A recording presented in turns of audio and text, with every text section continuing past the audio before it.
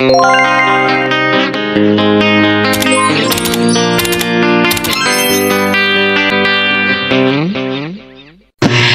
mga person! For today's video, may tuturo na naman po ako sa inyo. Ang ituturo ko sa inyo kung paano po tayo mag-set up ng ating in-stream ads. Ang in-stream ads po mga person, yun po yun kapag na-hit nyo na po ang requirements na hinihingi ni Meta. Ayan. Ngayon po, dahil na-hit ko na po yung requirements na hinihingi ni Meta sa in-stream ads, ngayon po ay magsiset up tayo. Makikita nyo po dito, ayan, gitna pa lang po yan ang aking in-stream ads. Yan po ay set up pa lang po yan.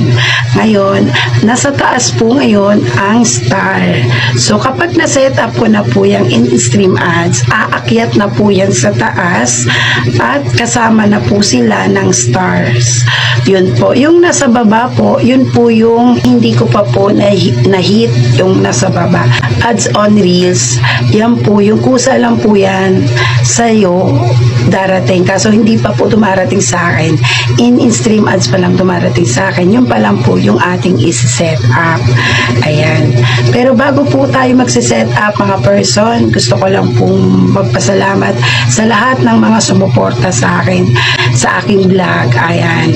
Maraming salamat po sa inyong lahat. Oh, thank you so much. Huwag niyo rin po kung kalimutang i-subscribe sa aking YouTube channel. Ayan mga person. At syempre, ang aking Facebook, huwag niyo po akong kalimutang i-follow. Aking TikTok, huwag niyo po akong kakalimutang i-follow din. At pwede din kayo dyan bumili.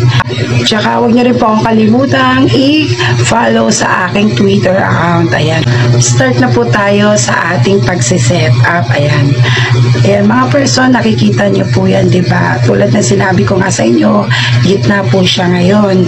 And then, kapag na-set up na po natin yan, aakyat na po yan dyan sa taas. Ganito. First step po natin ay i-click lang po yung setup. Yan po yung minilugang ko. I-click lang po natin yan. And then, pagka-click, may makikita po kayo dyan name. Pipili lang po kayo dyan ng isa. And then, napili ko po yung sa taas. And yan po, kinilik ko po. And then, nakikita nyo po sa baba, yung binilugan ko, click nyo pa rin po yan. Ayan po. Pagka-click nyo po, may makikita po kayo dyan, link method, kung saan papasok ang kita mo kay in-stream ads. Yan po. I-click nyo lang po yan, link in method. And then, pagka-click nyo po, ayan po yung lalabas. Kita nyo na po yan.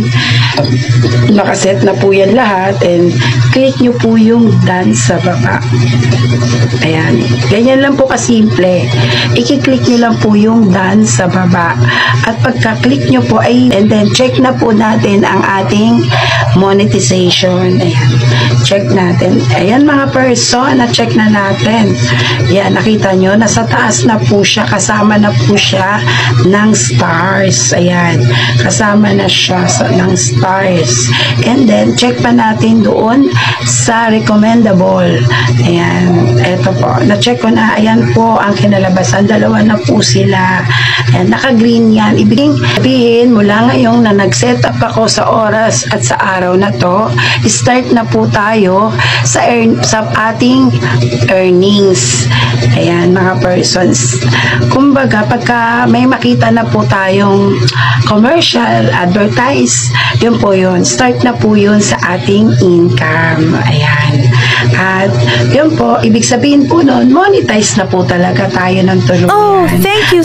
Ayan mga person, tapos na tayo sa ating pagsiset up at naituro ko na po sa inyo kung paano tayo mag-set up sa ating in-stream ads. Hanggang sa muli, maraming salamat. Thank you for watching. See you next vlog and bye. God Oh, bless. thank you so much.